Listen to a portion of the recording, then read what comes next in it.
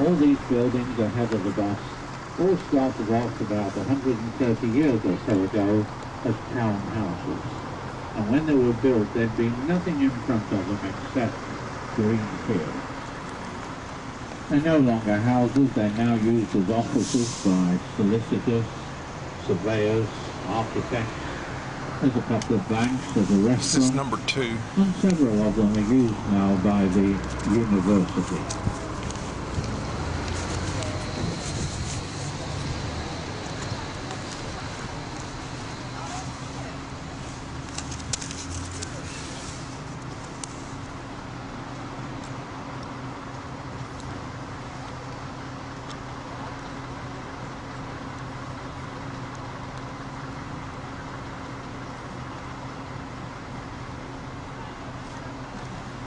Now have a look at this stone building coming up on your left.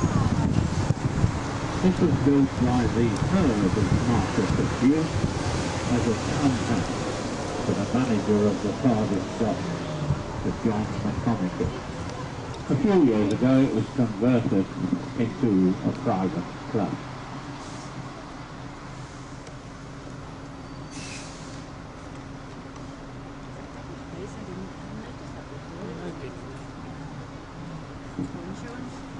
No, we have a nice towns. Sunnyville. You're the manager there.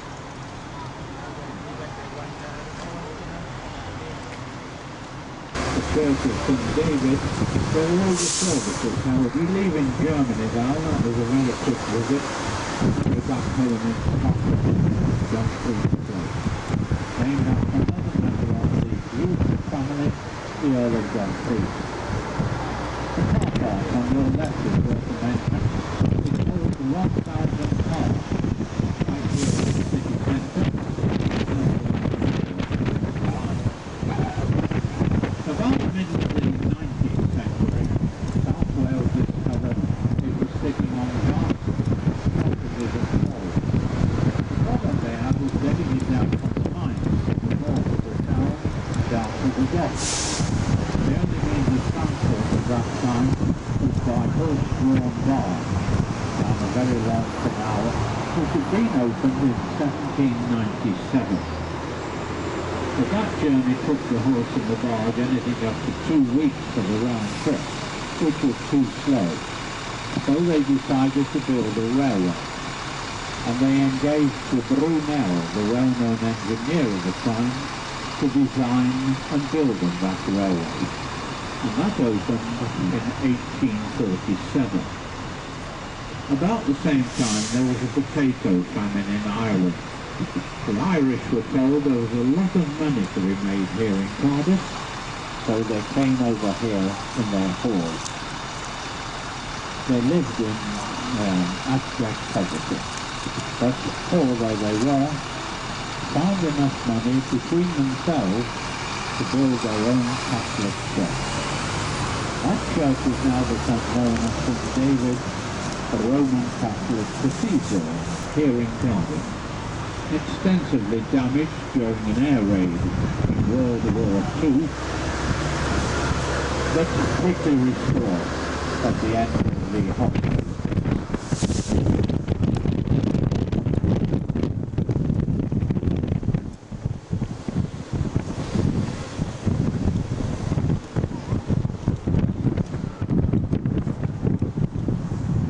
On our left-hand side are Cardiff's magistrate courts, and very conveniently placed across the road on the right is Cardiff prison.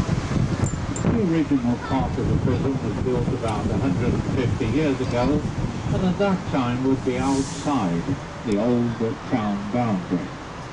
It's been extended several times since then, now holds 750 prisoners.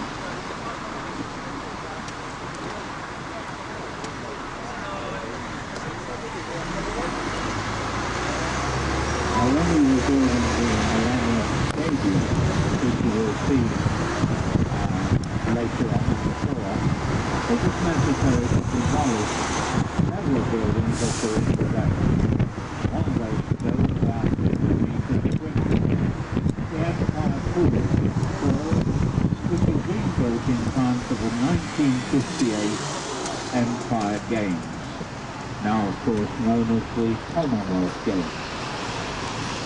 Another building to go is the Cardiff branch of the Territorial Army. And the building ahead of the bus there on the left is where the local branch house is relocated.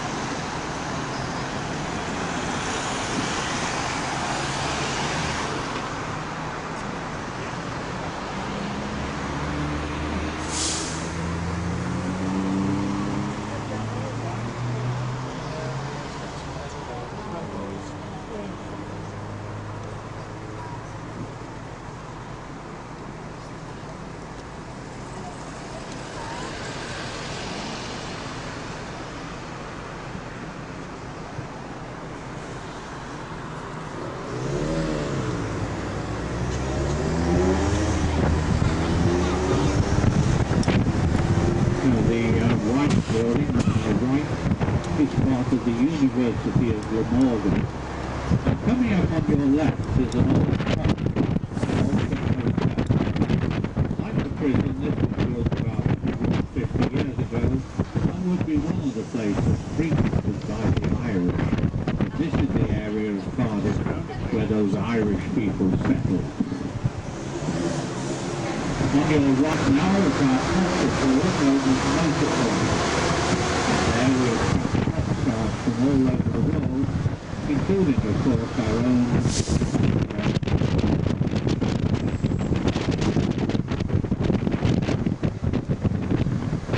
on our right hand side now is our new shopping area, opened about coming up on your left now, one of the latest hotels to open in the city, the Radisson Blu. Now in front of the hotel you can see a statue. That statue is of Jimmy Driscoll, one-time British, European, Commonwealth featherweight boxing champion. Why would his statue be in front of this hotel? Well, on this corner side, on the left, used to be the boxing club where Jimmy Driscoll learned his sport.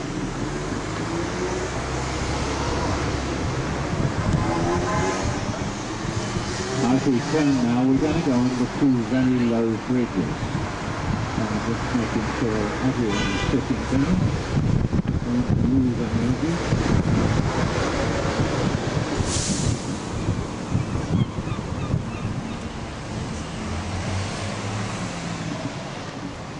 That old derelict building on your left used to be the offices of the Welsh National Opera Company. They've now found accommodation in the new theatre complex in the Bay Area, which you will see in a few minutes' time.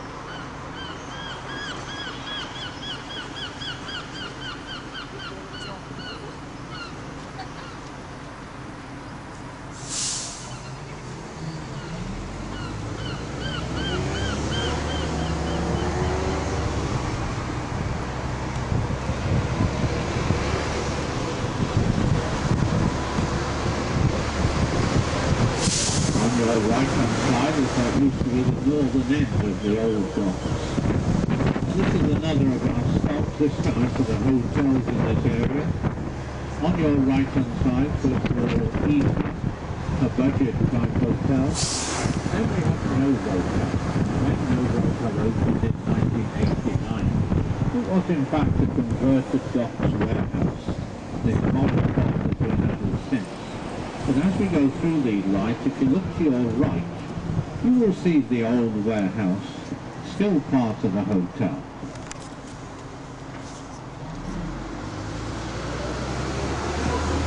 About the end of the Second World War, the demand for coal around the world grew less and less. So the Cardiff docks, which had been built during the 19th century, mainly to export the coal, fell into disuse and in fact very quickly became derelict. But in 1987, the Cardiff Bay Development Corporation was formed, and it was their task to regenerate, refurbish and rebuild the vast derelict area. 24 years ago now, they built over 6,000 buildings into the capital. That's the one we see across the road to your right. What is that? They built big buildings,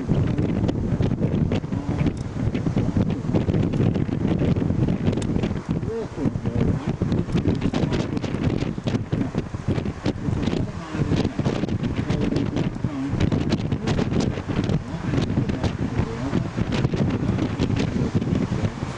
another mine in there. Held at one time one end of the block to the other. Used to be the Allied Steel and Railway along the Gulf Ahead of us is one of the latest hotels to open in this area, Future Inn. That's part of a Canadian consortium of hotels. It was the first one the consortium had built in this country. Now, as we go round the roundabout, ahead of the bus is one of the last remaining operating gas stations. There's a ship driving at the moment. The biggest thing important into Cardiff these days, wouldn't believe it, is coal. We have no mines operating in this area now. The coal we use comes from either Russia.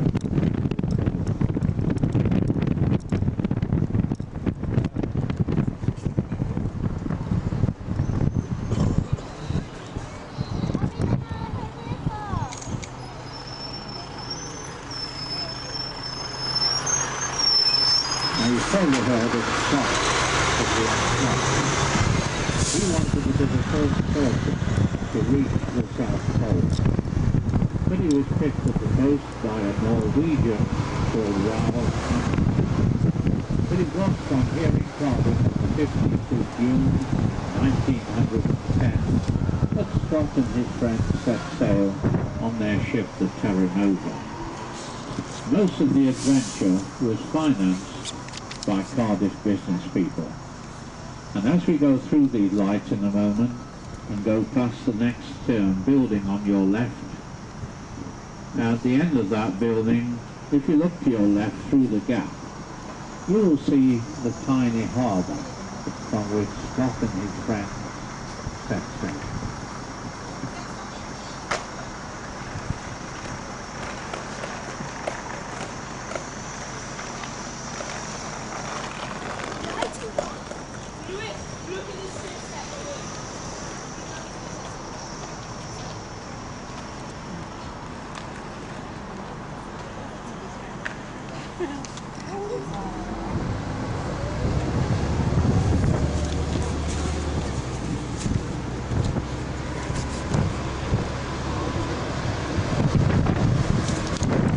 Years ago, Wales voted by a narrow majority for devolution. And the building ahead of the bus on the left with the flags flying is the National Assembly for Wales building. In there they decide each year how to spend the money allocated to them by the central government in London. Now when we go through these lights we're going to turn right, and on your left hand side there is our new theatre complex, the Wales Millennium Centre. In there we have a theatre which will seat 1,950 people. Also the home for the local radio, the home for the Welsh. Ahead of the bus is the Red Dragon Centre.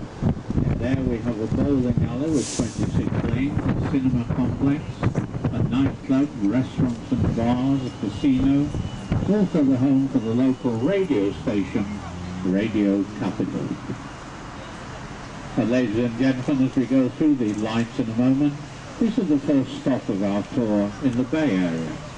So if any of you want to get off, have a look around, something to eat or drink perhaps, this is the best place to do it. If you are getting off, I just remind you, the buses will pass here every half hour during the afternoon. The last one will be here this afternoon, 25 minutes past 5.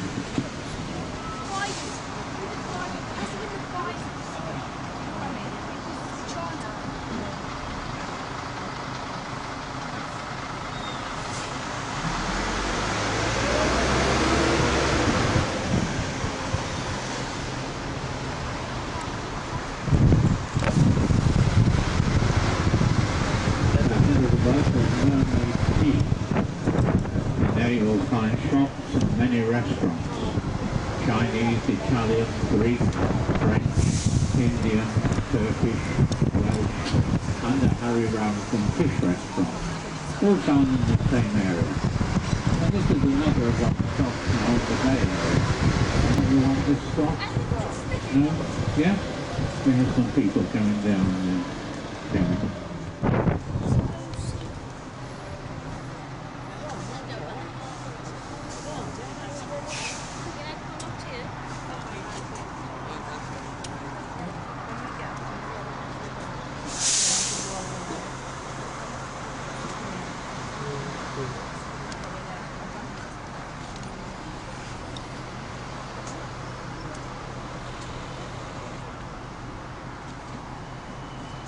Now this stone building ahead of the bus is the old pilotage office. And if you look at the top of the building, you'll see a lovely old weather vane in the shape of a fishing trawler. It's only about 50 years or so since Cardiff was quite a busy fishing port.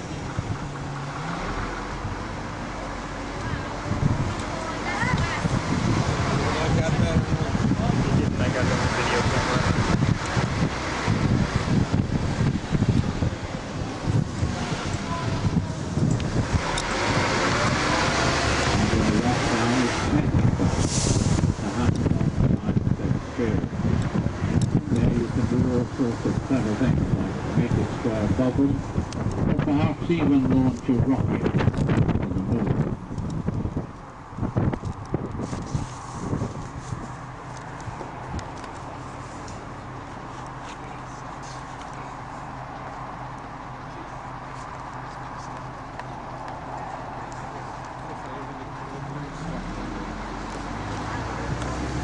Now if you look to your left now, you'll see a building there with an odd-shaped roof.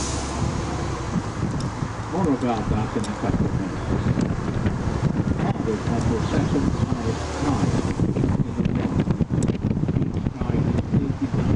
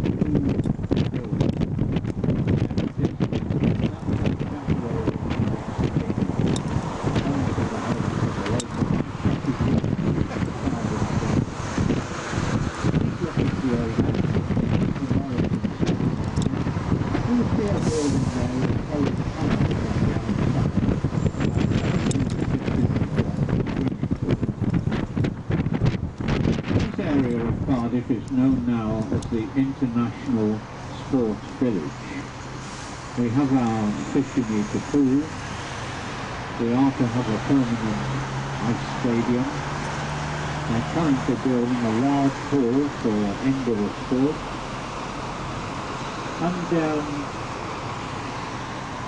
And just over a year ago now, they opened the white water feature to enable people to practice their skills with the kayaks or canoes. All these facilities, and there will be more, have been built to Olympic standards. And when the Olympics come to London next year, several of the international teams have already indicated they will be using these facilities here in Cardiff as their training camps before they go to London.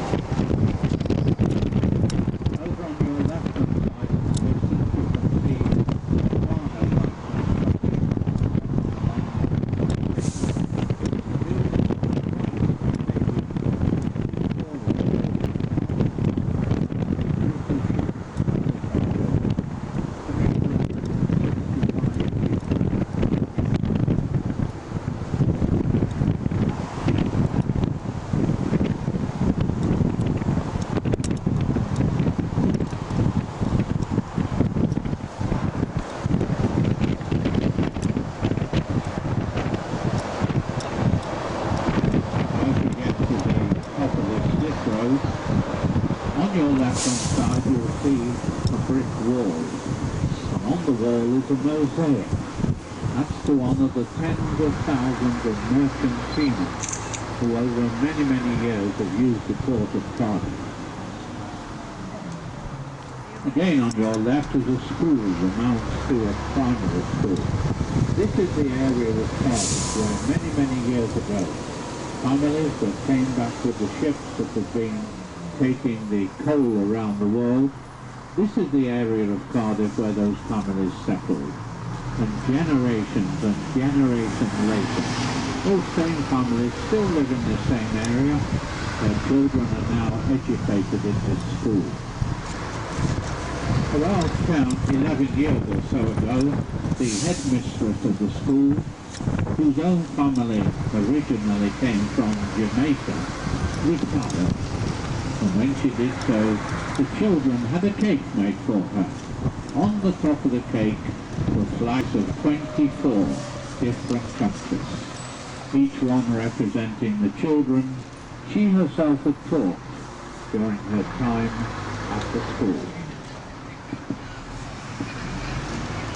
Now as we go past the Misty Coffee Bar on your left, look down the road to your left, and on the left-hand side of the road you'll see a large building. That's the old coal exchange building, and it would have been in there. Nowhere else in the world that the price of coal would be fixed. As we go through this next set of lights ahead of us, you'll have a good view of the main entrance to our new theatre. On the outside are two inscriptions. The one on the right is in English, but the one on the left in Welsh translates, "Truth forged like a glass in the furnace of inspiration." Now we're coming now to the last stop of our tour in the Bay Area. Any of you want this stop? No one? No one? No one. no one can. On our right-hand side is a building known as the Shed. In there you'll find arts and crafts which are being made here in Cardiff. We're on Lloyd George Avenue now, which was built as a direct link between the Bay Area and back up towards the city centre. And ahead of the bus, as far as you could see, there would have been nothing but railway sidings. 170 miles of railway sidings were found in this area, full of wagons of coal waiting to be loaded onto the ships. That's an old In 1913, 11.5 million tons of coal was exported through the port of Cardiff, making it at that time by far the largest exporting port in the world.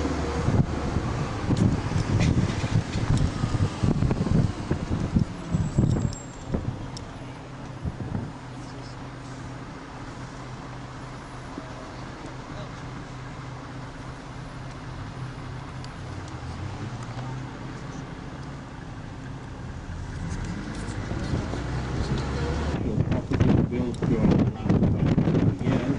On the other side of these properties on your right used to be the Cardiff West Dock, but that was filled in 1973. Now over on your left-hand side is the area of Cardiff known as Hyde Bay. Those houses over there have only been there about 40 years. Before that there was a row of tiny terraced houses.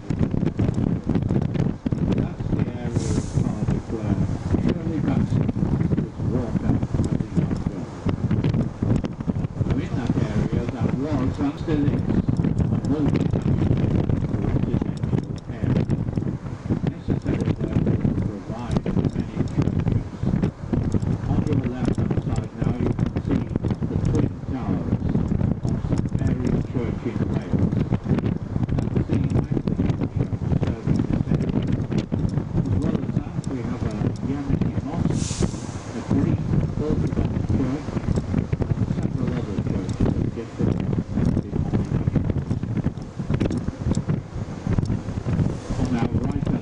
this building 7 years ago was a potato warehouse, now being converted into luxury apartments. Well, we're going back now under our two low bridges, but we're all sitting down, so okay. Now ahead of the bus is the latest square to be built in the city, and the statue overlooking the square is of the second Marquess of Bute, and for the benefit of those people who joined the tour halfway round, it was the second Marquess of Bute during the 19th century that began the development of Cardiff by building the docks and exporting vast quantities of coal. When the square opened 11 years ago, it was called Bute Square. But 6 years ago, they changed the name to Callahan Square, named after Jim Callahan, the Labour MP, who for many years had his constituency here in Cardiff.